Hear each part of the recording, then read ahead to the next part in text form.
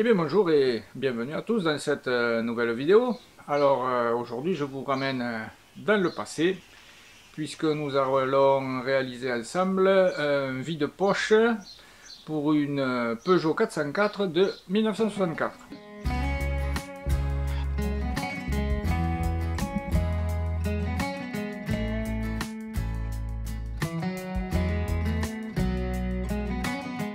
Alors pour ce vide-poche, alors c'est un vide-poche que l'on va fabriquer et non une console centrale. J'ai vu qu'il existait une console centrale pour intégrer un poste. À l'époque, je crois que c'était un poste Philips. Là, nous allons faire un vide-poche pour mettre entre les deux sièges avant, puisque de toute manière, c'est un cabriolet. Donc ce vide-poche sera entre les deux sièges et sur le tunnel de transmission. Voilà. Et elle servira à mettre le portable, etc. Puisque à l'époque, Peugeot n'avait pas pensé à faire une console pour justement mettre les portables. Pardon? Ah, les portables n'existaient pas. Bon, ils auraient pu faire une console pour mettre les paquets de cigarettes. Voilà, j'ai tracé sur un bout d'isorel, j'ai tracé le contour de cette fameuse boîte. Donc ici elle est un peu plus étroite que là, puisque sur cette partie-là, il y a des poignées pour faire avancer et reculer les sièges. Donc il ne faut pas que ça vienne imbuter sur l'autre partie. Et ceci sera positionné sur des quarts de cercle pour être emboîté sur le tunnel de transmission. Ça sera juste posé et facilement amovible au cas où il faille l'enlever. Voilà.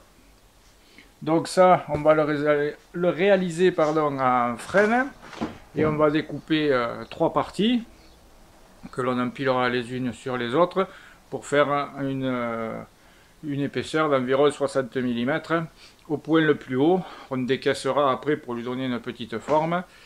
Et voilà, il faudra faire une feuillure sur le fond que je fermerai en contreplaqué.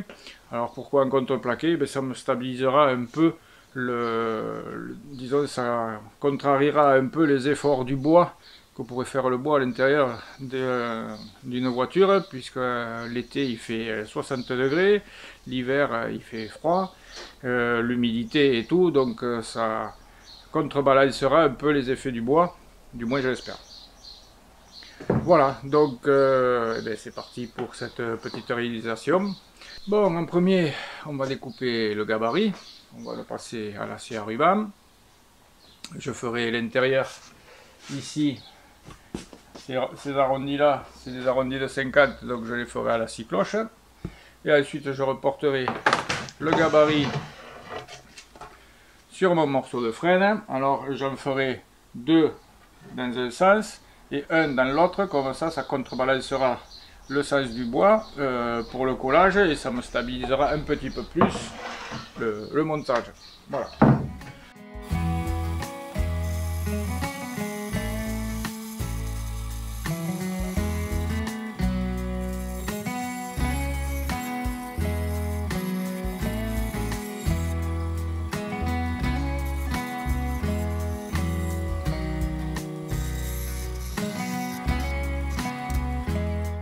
Voilà, le gabarit est maintenant fini. On va lui faire une petite finition à la ponceuse pour finir les angles au plus près du tracé.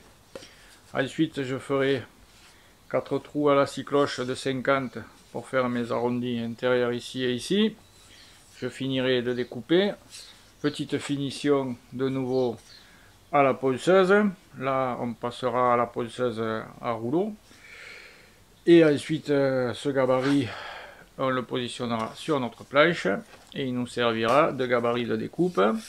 On fera la même opération, traçage, découpage des planches, fixation du gabarit dessus et finition à la fraise à copier, tout simplement.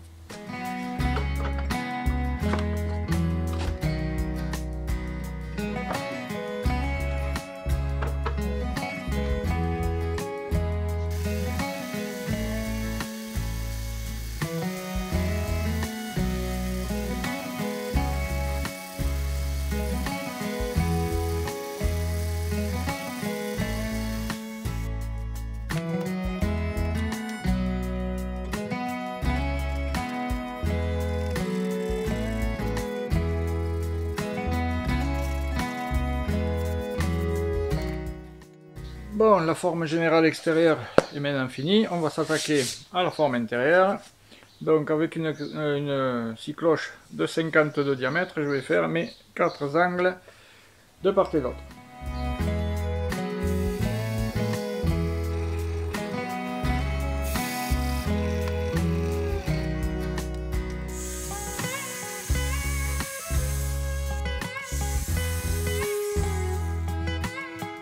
Voilà, le gabarit est maintenant quasiment terminé. On va faire un peu de finition, on va adoucir cet angle-là et celui-là, fignoler un peu celui-là. Je vous rappelle qu'il faut qu'il soit le plus précis possible, puisque c'est lui qui va nous servir de guide pour les différentes parties du vide-poche. Et donc, plus il sera précis, et moins vous aurez de retouches à faire une fois que le tout sera assemblé. Voilà.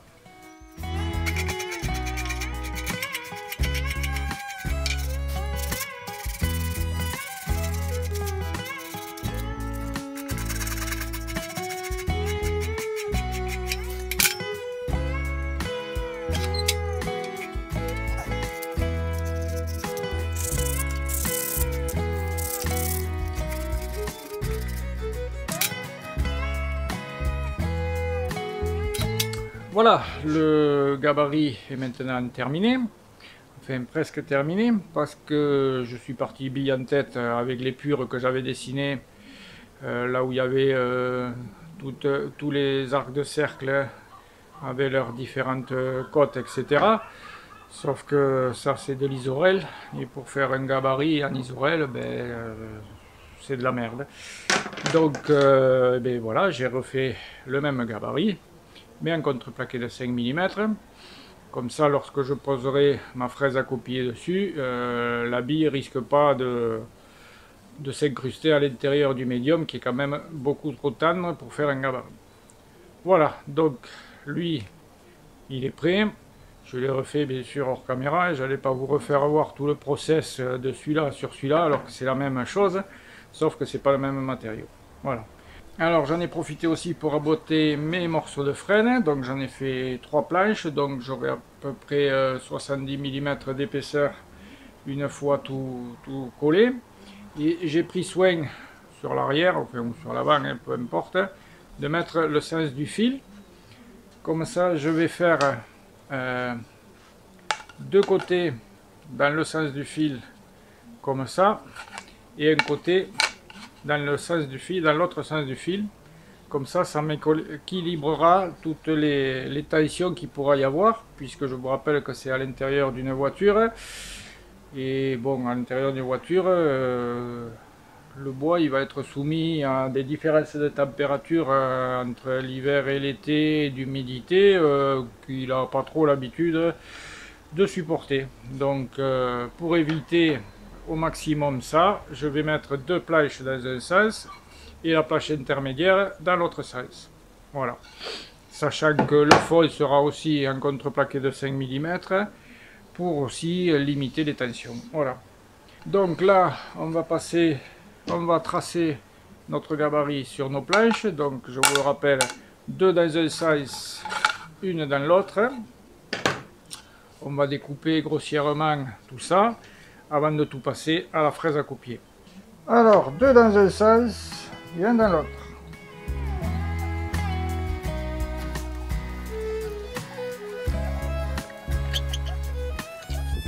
Hop, on tourne.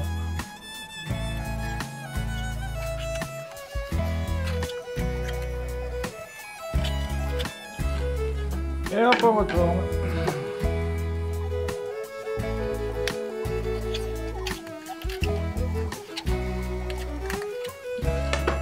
Et voilà.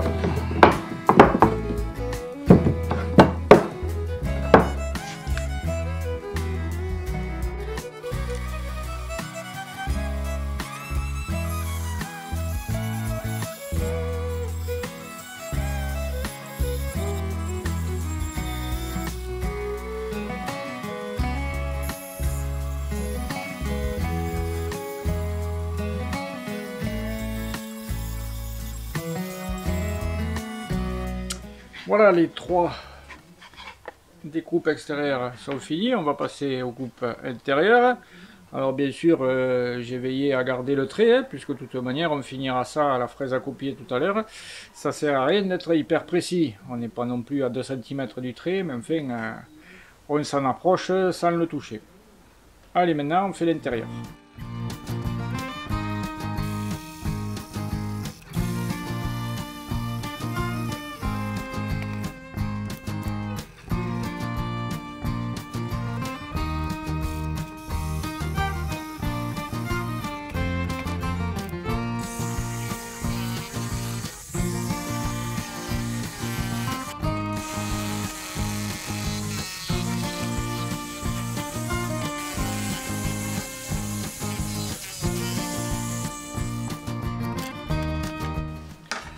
Donc, les découpes sont maintenant terminées.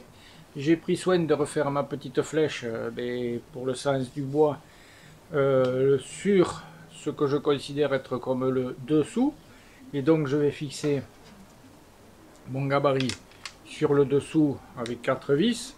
Comme ça, lorsque je le mettrai à plat, on ne verra pas le trou des vis, forcément. Voilà. Donc là c'est valable que pour un, même peut-être pour deux, puisque je vais faire un décaissé à peu près à ce niveau-là. Donc on fixe tout par-dessous et après on verra bien comment ça tombe. Voilà, donc ça on fixe l'un sur l'autre. Et après on passe à la défonceuse avec une fraise à copier et on copie.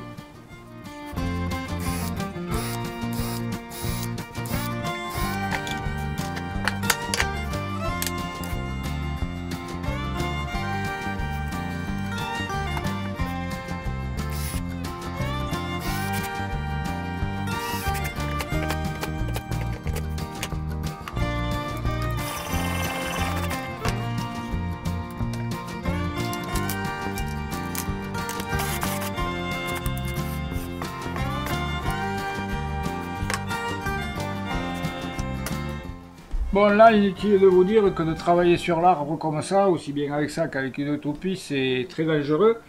Donc, si vous ne sentez pas la chose, ne le faites pas. C'est pas la peine de travailler avec la peur au ventre. Autant vaut-il le faire à la ponceuse. Ça sera plus long, mais au moins, vous garderez vos droits. Voilà, donc, prudence. On y va doucement, on ne rentre pas comme un bourrin et on ne tourne pas comme un bourrin non plus. Voilà, donc on laisse les doigts le plus loin possible du morceau de bois, on n'est jamais à l'abri qui pète, donc jamais juste à côté, toujours le plus loin possible, et les doigts prêts à ressortir. Voilà, donc je vous le répète, si vous devez faire ça à la peur au ventre, vous ne le faites pas, vous le faites à la ponceuse.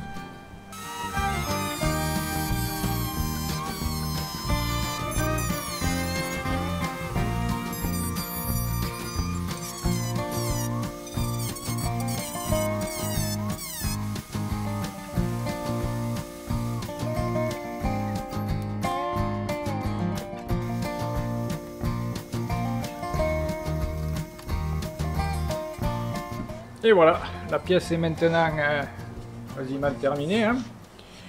On poncera l'ensemble une fois que tout sera monté. Donc, comme je vous le disais, faites bien attention à vos doigts. On fait des passes le plus faibles possible en maintenant la pièce le plus plaquée possible.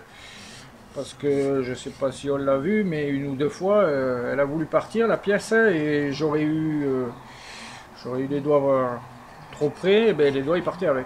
Voilà. Donc prudence, prudence, prudence. Si vous ne le sentez pas, je vous le répète, ne le faites pas comme ça parce que vous allez vous faire péter les doigts.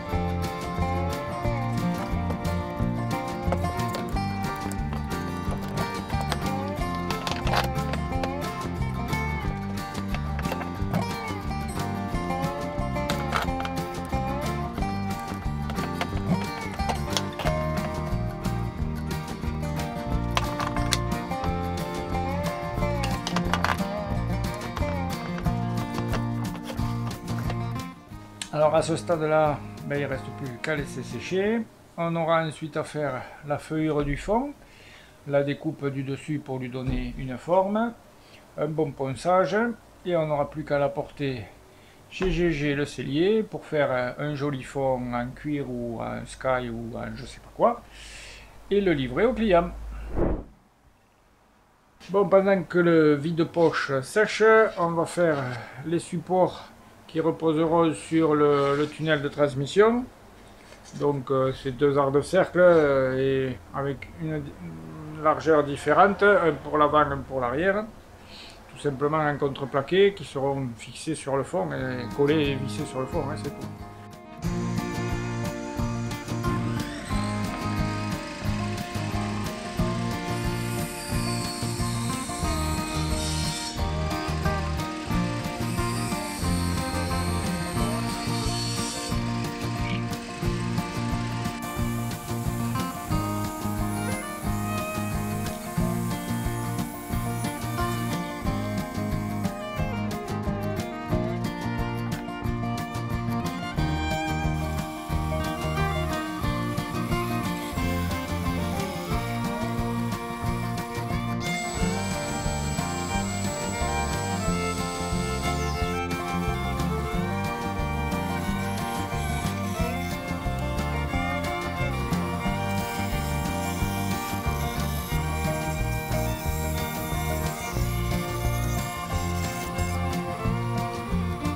Voilà, c'est maintenant sec, donc on va enlever tous les serre-joints et passer le vide-poche à la ponceuse.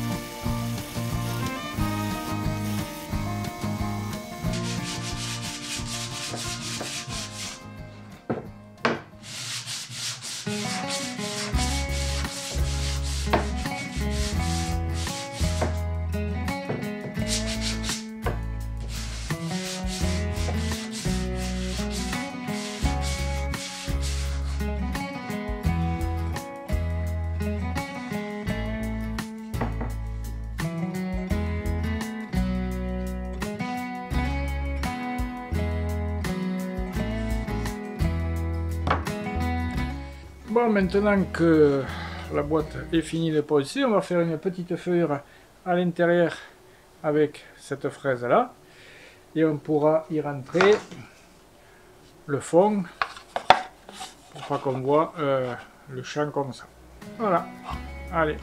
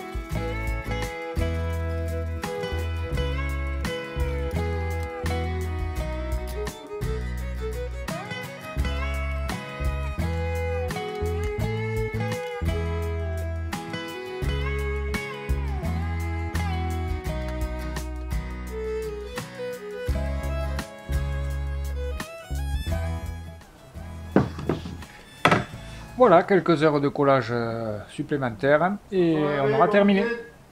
Bon ben voilà, la colle a maintenant séché. On va enlever les deux serre-joints, mettre un petit coup de papier vert. Et puis il n'y aura plus qu'à l'amener chez le sellier et puis le livrer au client qui j'espère me fera une petite photo de la boîte une fois mise en place.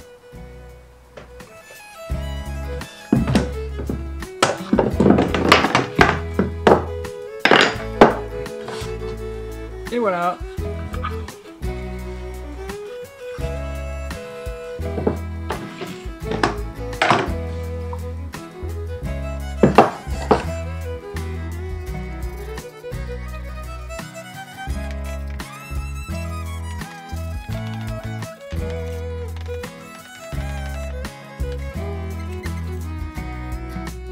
Bon, on va juste mettre un petit coup de noir sur le dessous, puisque c'est la partie qui ne se voit pas. Et c'est le client qui se chargera de mettre la tête sur tout ce qui est freine. Voilà, allez.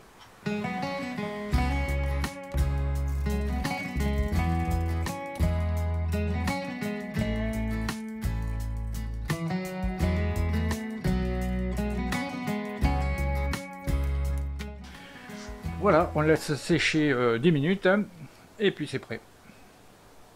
Bon, ben tout compte fait, c'est moi qui vais devoir teinter le vide-poche, donc on va mettre un petit coup de Rubio, et puis après on va chez le sellier pour faire le fond. Je crois qu'on va le faire en moquette. Voilà, allez.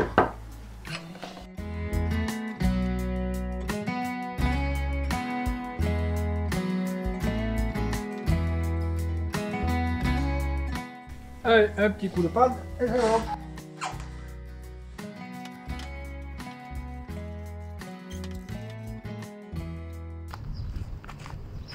Bon, ben allez, moi chez Gérard, on va faire le fond de la boîte, puis après on le mettra dans la voiture.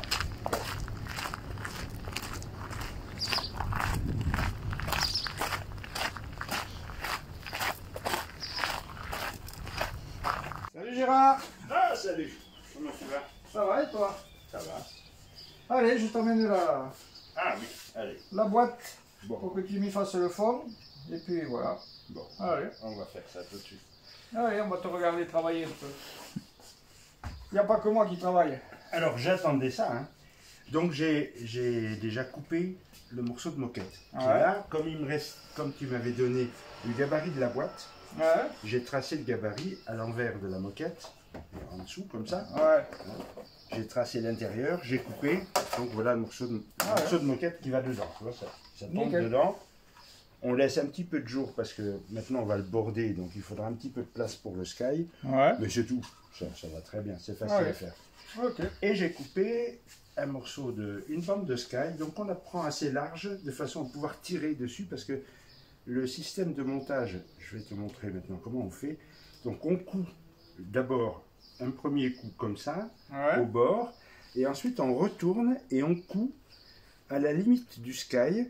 Ah, Comme ça on ne voit rien. tu vois pas la Tu couture comprends, comme voilà, tu comprends? ça. D'accord, d'accord. Hein? Tu fais une première couture et après tu recoules. Voilà, on D'accord. recoud derrière. Ok. Voilà. Allez, Allez, c'est on va parti. faire ça.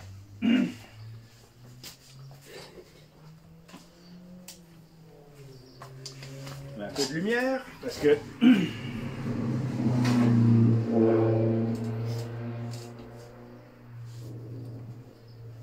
et donc ce qu'il faut c'est bien s'aligner de façon à avoir un pli qui soit, enfin il faut que ce soit régulier quoi. C'est tout. Donc je vais faire un petit point. Je le mets sur 6. Bon, quoi que. Ouais, ça doit aller comme ça.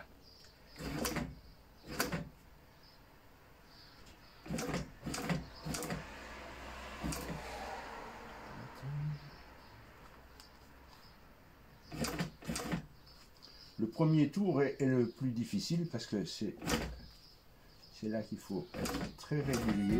Mais tu as les virages et tout là. Ouais.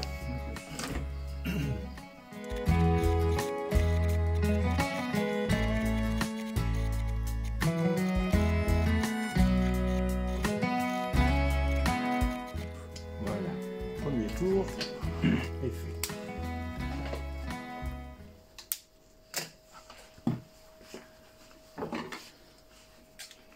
chaussons. Voilà. Maintenant, ce qu'on fait, on retourne tout ça, comme ça, et on coupe ici. Au plus près, au plus près du Dans, bourrelet. oui, voilà. Au ras du bourrelet, c'est fait qu'on ne voit rien, on ne voit pas de couture, et ça fait quelque chose de propre. Donc il faut tout retourner, comme une chaussette. Hein. Voilà. Ouais, on aura appris quelque chose aujourd'hui. C'est pas bien compliqué, mais en sellerie, on se sert souvent de cette façon de faire, de façon à ce qu'on ne voit rien. Voilà. Voilà. Et après, tu recours. Et maintenant, on recoud ici. Voilà. Tout simplement.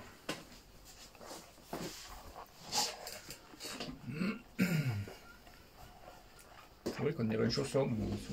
Ouais.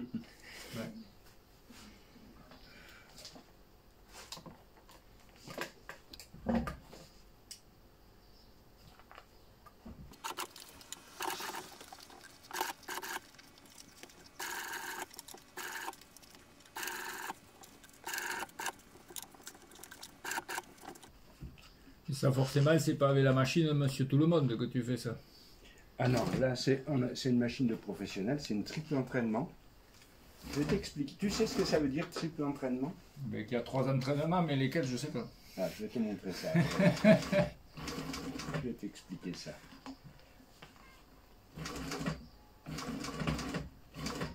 En fait, il y a deux tiges là qui Ouais. sortent. C'est le pied. Le pied de de la tige. machine.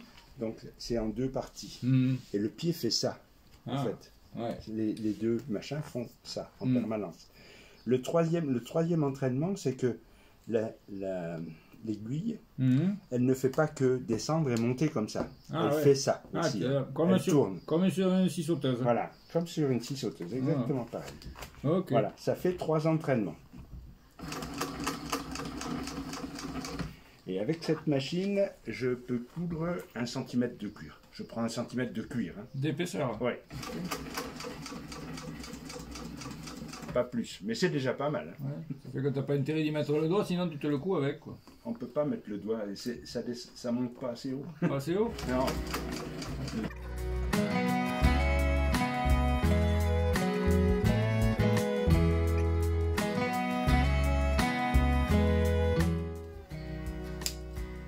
Donc en fait, la couture que j'ai fait par-dessus permet de tenir le sky en dessous. Mmh. Maintenant, je vais le couper. Ce qui reste, Oui, le je surplus. prends, je le coupe.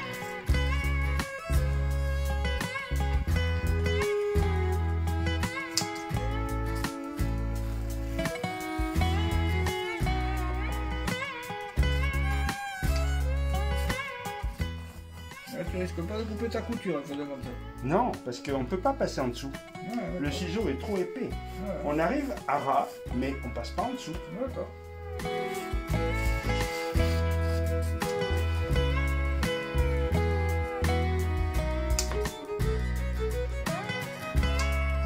Voilà. Et voilà. C'est fait. Voilà. Moi je pensais qu'il y en avait pour 3 jours à faire ça. Et donc, on ne voit Ouais. aucune couture. Ah ouais, ouais. Et on Super, pose ouais. ça dedans, et voilà.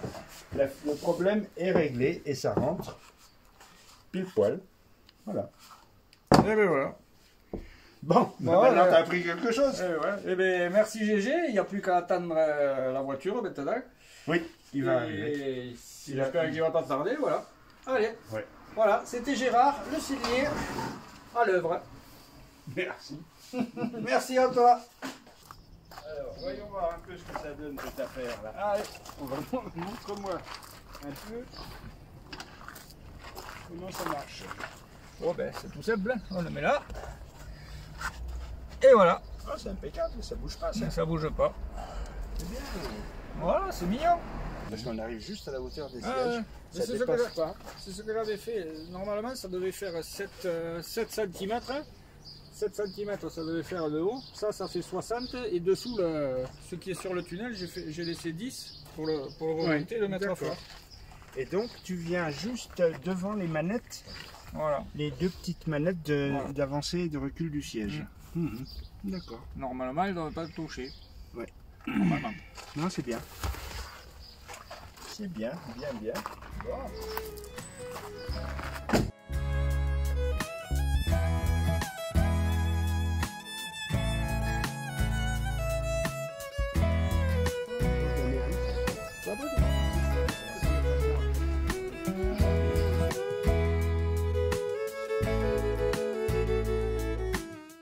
Et bien voilà, c'est la fin de cette vidéo. J'espère qu'elle vous aura plu, que ce petit projet vous aura intéressé. Si c'est le cas, mettez un pouce, n'hésitez pas à commenter, surtout le travail de GG. Je vous souhaite une bonne fin de journée et à bientôt. Ciao, ciao.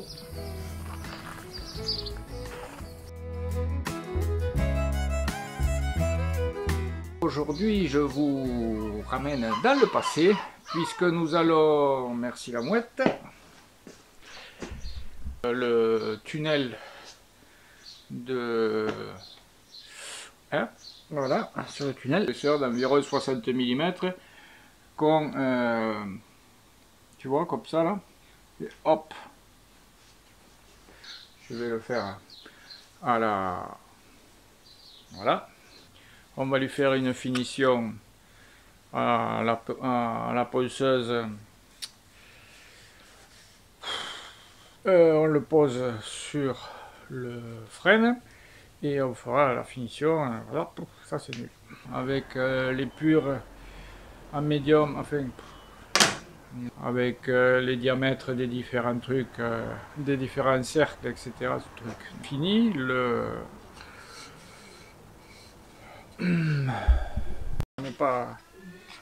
On est juste à côté du trait, hein, mais on finira après, voilà. On n'est pas aussi précis que hein, du côté. Ah putain. Et on l'apertera la parture. Bon, tunnel du Mont Blanc, le tunnel. Allez, pendant que... Bon, ben allez, maintenant on va enlever tous les serre-joints et passer la... truc là, là-bas, de Rubio. Voilà, de voir le... Ouais.